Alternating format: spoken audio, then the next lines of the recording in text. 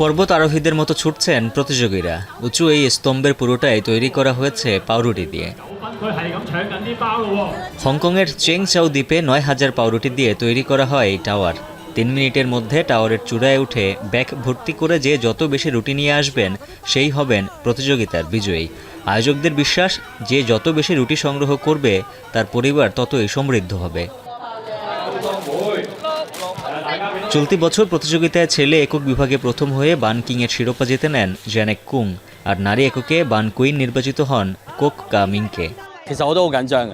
其實可能咧，曾經有一個 DQ 嘅陰影咧，我都好怕落唔到地，所以都今次把握到時間能夠完成到咯。我諗後中後係其中一個里程碑啦，我覺得，因為係見證咗我即係都參加咗9年嘅經歷啦。我諗應該都會繼續參加，因為其實係搶包山係叫做我一個每一年都會指定去玩嘅。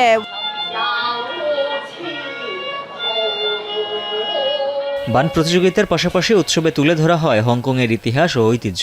1 শতাব্দীরও বেশি সময় ধরে চেং চাওয়ের বাসিন্দারা বুদ্ধের জন্মদিন উদযাপনের পাশাপাশি দুর্যোগ মোকাবিলা এবং শান্তি ও নিরাপত্তার প্রার্থনা হিসেবে এই উৎসবের আয়োজন করে আসছে হংকংবাসী।